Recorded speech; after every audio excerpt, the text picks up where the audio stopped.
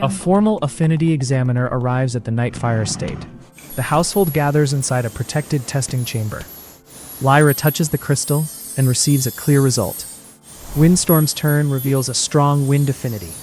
The examiner praises the stability of her mana. Shiro steps forward and places his hand on the crystal. The crystal becomes completely blank. The examiner assumes Shiro has no measurable affinity. Whispers spread through the gathered adults. Through mana sight, Shiro sees countless pathways folded inside the blank light. That evening, Shiro studies the test crystal from memory. He realizes the crystal did not reject him. It tried to display too many possible patterns at once. Shiro quiets his thoughts and activates mana sight deliberately. Elemental pathways appear like layered threads inside his mind. Fire, water, wind, earth, light, and other structures overlap. A tiny eternal arcana sigil sits beneath them all. The sigil does not grant him power. It reveals how power is built. Shiro understands that he can learn broadly, but must still train each path. He chooses the simplest light spell as his beginning. Shiro draws a basic light circle on the training room floor. His first attempt produces only smoke. The second attempt cracks the chalk circle. The third absorbs too much mana and collapses. Shiro realizes he is forcing too much information into a simple spell. He redraws the circle with fewer, cleaner lines. A stable blue-silver orb forms above his hand. His concentration breaks when Lyra cheers from the doorway. The orb bursts and covers Shiro in black soot. At least the spell finally did something. Theron prepares a protected chamber for Shiro's training. Shiro recreates the orb under supervision. The spell remains stable longer than before. His young mana reserve empties without warning. Shiro collapses before the orb fades. Marian refuses to let him train again until he recovers. Theron explains that talent without control can destroy its owner. Shiro reluctantly accepts strict limits. A schedule is created for magic, physical training, study, and rest. For the first time, Shiro learns to stop before failure becomes injury. Weeks later, Shiro produces a tiny flame. He follows it with a bead of water.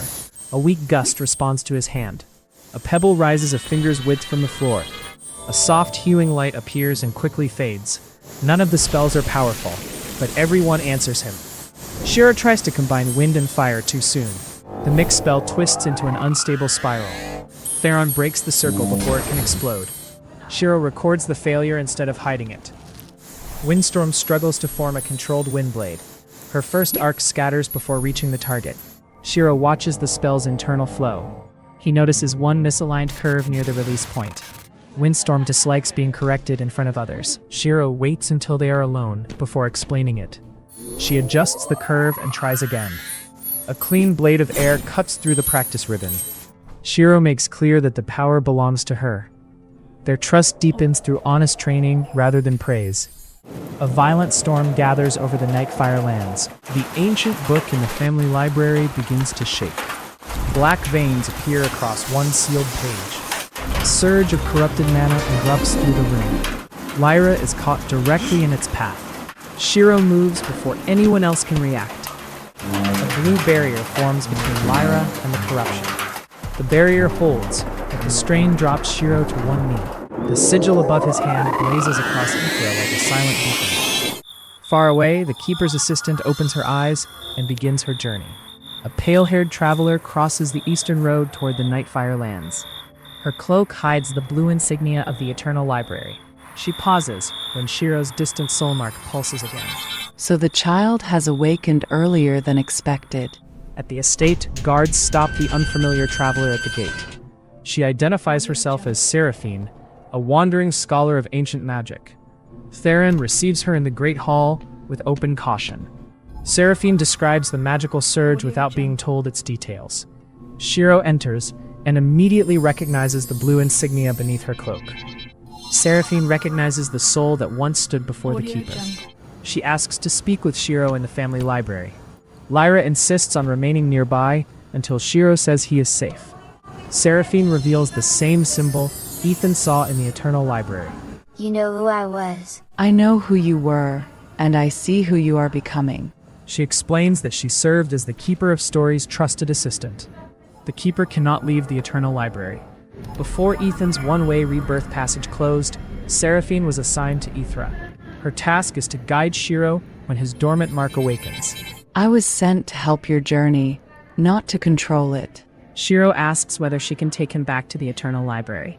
Seraphine answers without hesitation. No. His passage into Aetherra was one way. The Eternal Library now exists only as a distant source of memory and teaching. Seraphine cannot summon the Keeper whenever Shiro wants answers. She carries knowledge, but Aetherra's laws restrict her power. She cannot fight every battle for him. She cannot reveal every future without changing it. She may advise, teach, and protect when truly necessary. Every important choice must still belong to Shiro.